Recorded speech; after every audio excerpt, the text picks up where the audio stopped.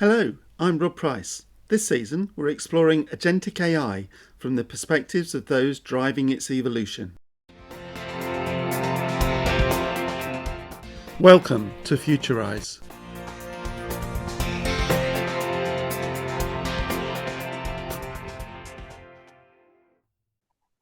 I'm Lyn. I am the founder of DearGarden, which is an AI-enabled gardening app to take the guesswork out of gardening.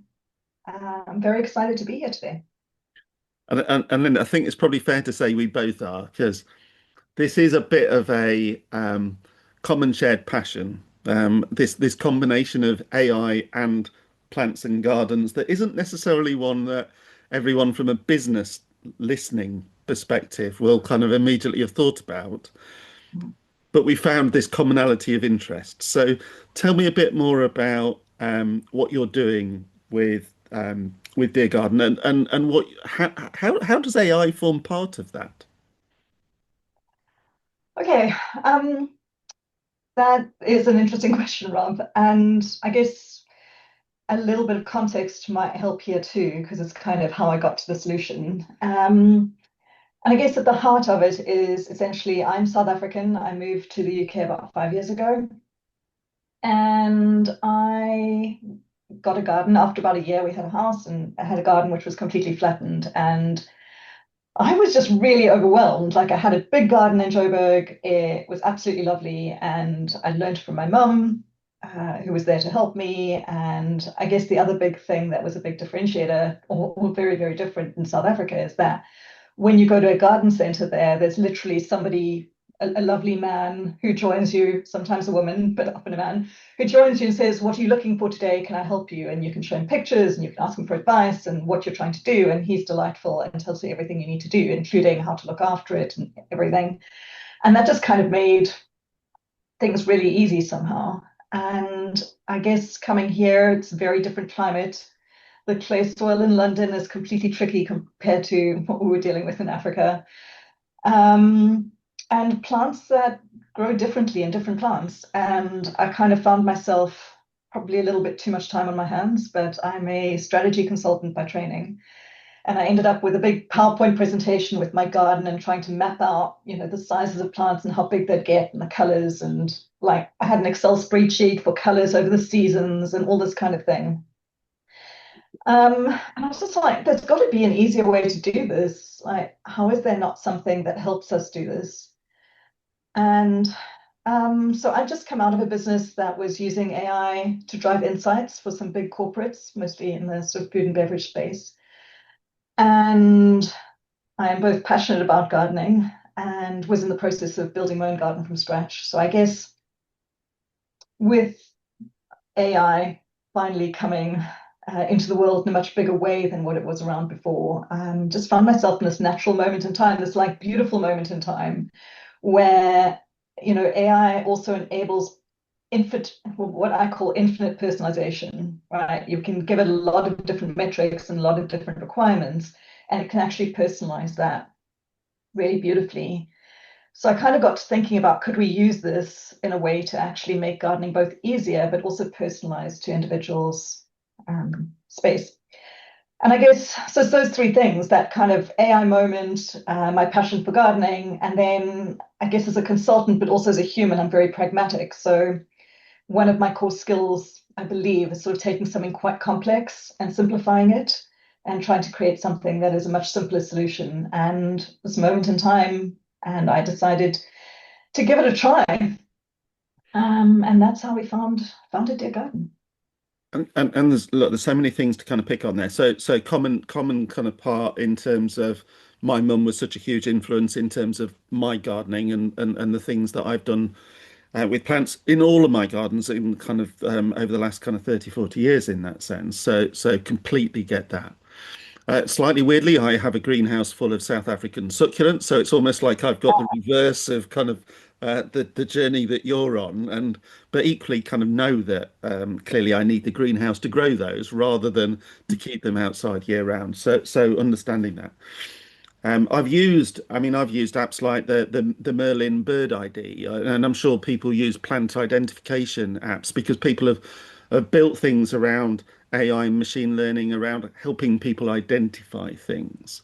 But of course, you're doing Mm. something slightly different, aren't you? It's kind of it's kind of moving into that knowledge work space of how do I help somebody design a space and fill that space in something that's going to be right for them all year round, or at least in the times that they want to use that space as an extension of the house, Mm. which I find fascinating. So, how do you start though?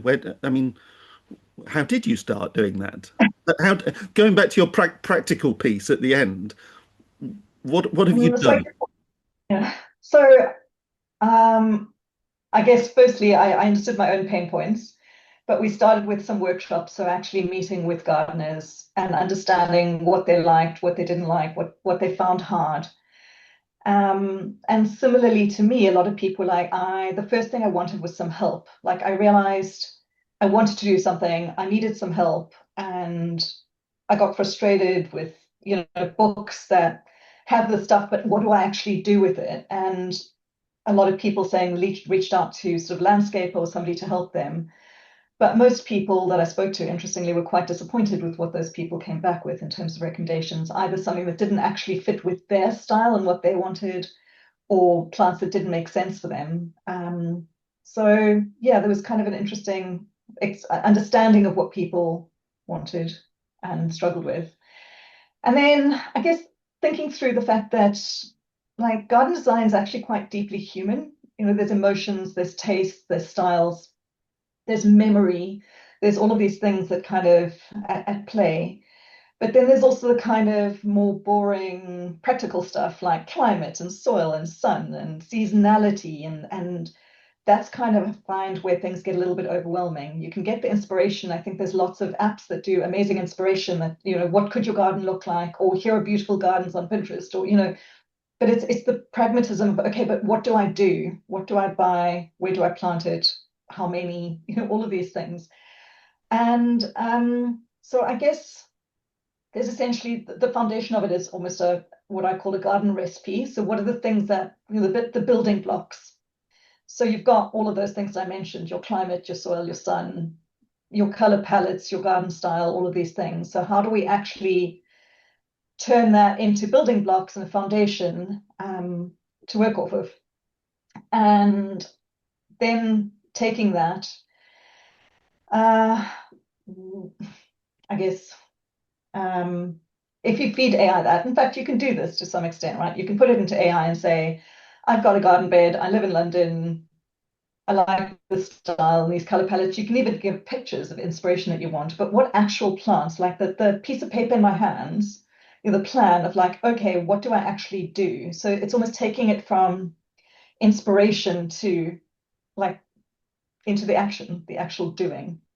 We can get quite caught up, especially in this world of like instant gratification of what I call fantasy gardening. So there are some apps that like you can put a picture of your garden and get the inspiration in different styles.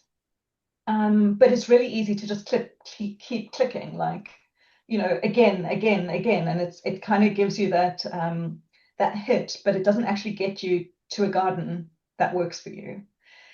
And so I've kind of steered away from what I call fantasy gardening and more into the practical side of it. So actually, okay, taking into account all of these things, now tell me how big is your garden bed? Okay, it's 6 meters by 2 meters and it gets full sun. Which plants would AI recommend? So it actually takes all of the different recipe elements plus the size and how much sun. And it says, okay, here's what I would recommend. And it does it in a design style, front, middle, and back for the moment, it'll get better. But at the moment, it gives you an indication of where to plant, but also more importantly, how many, taking into account at the same time the size of each of those beds, how high they get and how wide they get. So it's kind of really practical. It gives you essentially your planting plan, but deeply personalized to you and your space, which, yeah, that's at the heart of what we do. And I think that the thing that was going through my mind was, and it probably is that kind of difference between fantasy or vision and practical reality in the Mm. context of engaging with people and providing something that's useful for people to do. As you were talking, I'm reminded of a book called The Creativity Code, which came out a few years ago, which was really challenging people's views about can AI replicate creativity in the arts, in music, in film, and of course we've seen a lot of that. I can use Suno to kind of make an album kind of in minutes. I can create images in Midjourney. I can create videos in Runway or whichever tools that I kind of choose to use. Um, and logically, if I follow that through, I mean, garden design has been going for centuries, hasn't it? So we could imagine what's to stop me from saying I'd like my back garden designed in the style of a 16th century landscape kind of designer, but kind of with a particular twist of this, that, and the other, because because actually the technology would enable that Mhm. if only there'd been the same focus in terms of that body of content and knowledge to train the models, which there hasn't. Because I know, and I'm sure you know, if you've had conversations with the models around garden design or plants, the general models aren't great, actually. If I'm getting down to the level of detail of specific species of kind of particular genera, I mean, it's rubbish on the whole. They're just not good enough. So I guess my question is, you're at an early stage. Your focus will, I imagine, be around getting awareness and getting people to adopt and start using and feeding back, because then you've got the feedback loop of evolution. Mhm. And you can go from a practical start to all sorts of things, but you need people on it. How have you found that early exercise of kind of getting awareness, getting adoption, understanding what people want beyond those initial conversations that you had with gardeners? So Rob, we're brand new, so we don't have a lot of users yet at all. Um, and so I don't really have a good answer to your question. It's essentially what we have been trying to do in the background is while we've been building the app, we've been trying to build a Facebook community of gardeners because I guess the idea of our app is I'm not a landscaper, I'm not professionally trained at all, I'm a home gardener. So our messaging is very much around this is an app by gardeners, for gardeners, with gardeners. So all of the original insight that went into building this app came from actual home gardeners. And so we've been trying to build this community of about 4,500 people at the moment, which I guess isn't that many in Facebook It's a world good these days. start. But yeah, it's okay. But even with that, we're struggling a little bit with the engagement, which I'm finding surprising, but at the same time a bit tricky. So this is actually part of our challenge. We have built feedback into the app as well, and as we start promoting it and growing, we'll be doing more on that. But at this stage, I don't really have a lot to answer your question. Now I know because I'm immersed in kind of a number of Facebook groups. Yeah. Um, I said earlier I'd got lots of South African succulents, so Haworthias, Haworthiopsis. I've got lots of Mhm. agaves in the greenhouse and kind of outside. Well, they're in the greenhouse now. It's getting too wet, so I've brought them in. And there are tens of thousands of people in some of those groups on those Facebook sites. And I think one of the things that I'm very conscious of is, and it's true of gardening through the ages, there's these cycles of interest. It's like kind of whether we're talking tulips or snowdrops or some of the kind of focus from, especially driven from the Far East in terms of succulents at the moment. I mean, Mhm. plant trends and the amounts of people, the amounts of money that people pay for plants is amazing at those. So I know that there's interest out there, Mhm. but equally I'm very conscious of age demographics in that interest as well. I mean, there are so many people with deep expertise, deep passion, but on the whole, they're largely older than I am. Mhm. And therefore, how do we pass on that knowledge? Well, there's all sorts of garden societies and groups and meetings, but how do we engage? How do I engage my kids, for example, in how do I inspire them in the way that my mum inspired me or your mum inspired you? Mhm. Now, when we talked before, we talked about thinking about those different generations, and I'm very conscious when I bought my first house, I went from thinking about plants on a windowsill in my bedroom to, oh Mhm. no, I've got a garden. What do I do with it? Mhm.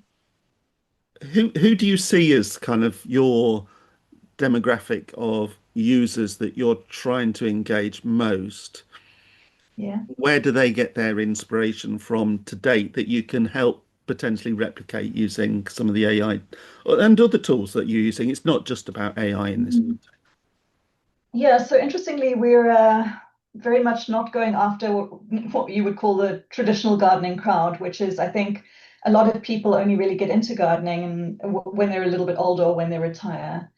And I think part of that is because there is something about the time and effort that gardening takes. It is far more work to create your garden as a room in your house than it is to have a room in your house where you buy a piece of furniture and the furniture then sorts itself out, or a plant in your house. There's quite a bit more work to do, and I think people are really intimidated and overwhelmed by that. And so a lot of them only really start getting into that when they're older and they have more time. So our target market is much more new homeowners, and that's not necessarily an age thing, but somebody who's bought a home, has a garden, their first, their second, whatever it happens to be, but actually just doesn't know where to start. They look at it and they know that they want another beautiful space where, well, it doesn't even have to be beautiful, but something that's practical, somewhere that they can bring their friends over for a barbecue, or the kids can play, or you can just sit and have a cup of tea. But you don't want it to look a mess. But you actually just don't know what to do. You stand there in front of it and you're like, I don't know where to start.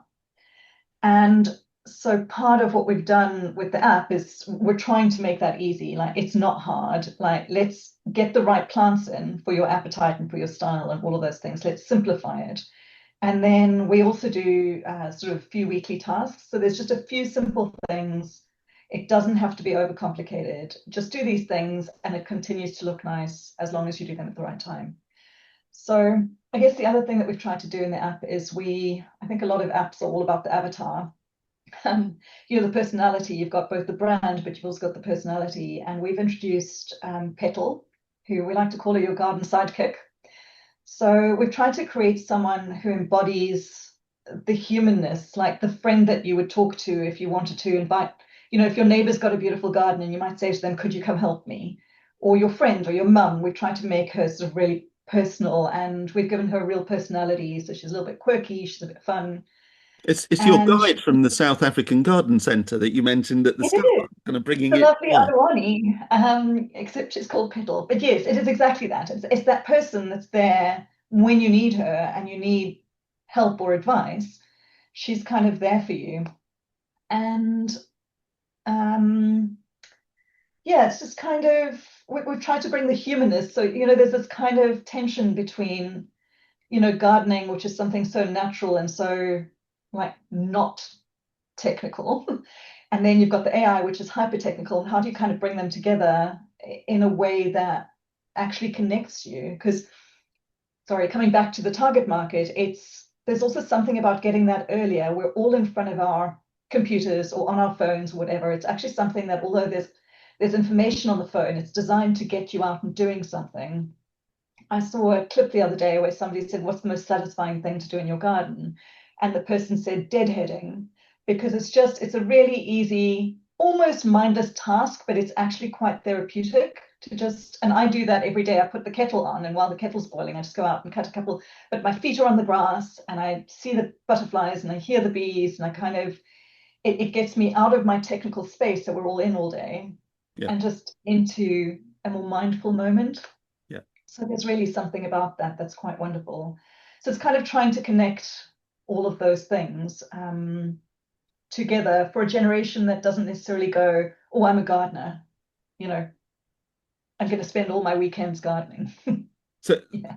so look, I imagine that there's people who are listening at this point and thought, I thought Rob was talking about AI and agentic AI, and why are they talking about gardening? Now, actually, I just want to pick up on Petal.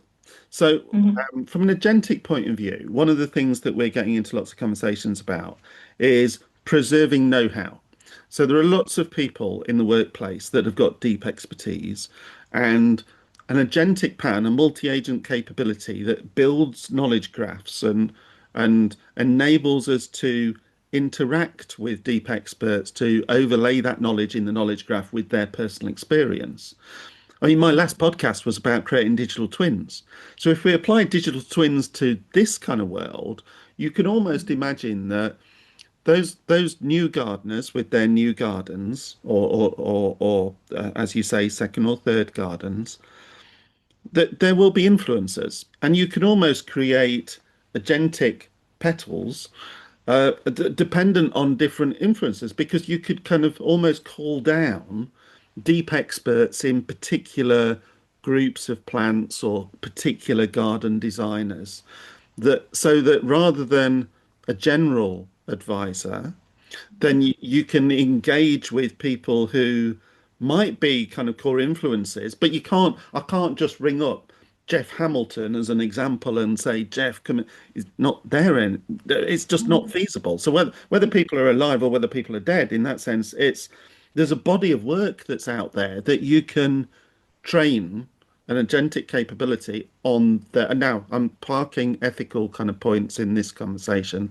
It's more a conceptual piece, and I had a brilliant conversation with a guy called Robbie Stamp about recreating Douglas Adams once upon a time. But the point is, we can.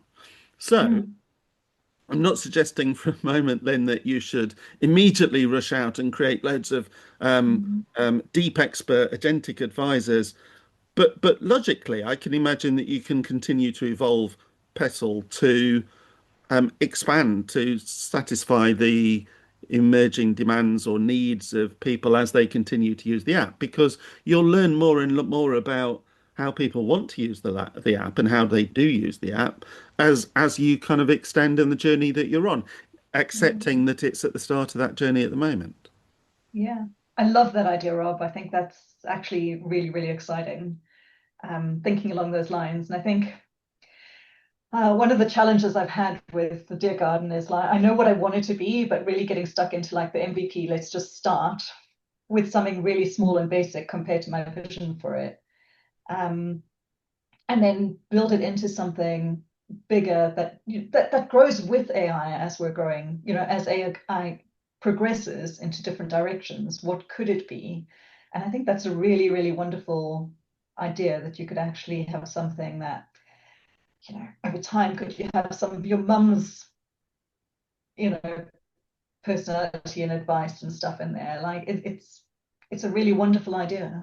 But even just, and even just thinking about that out loud, I mean, I've got her poetry, a lot of which is about her garden. I've got her Mm, garden diaries.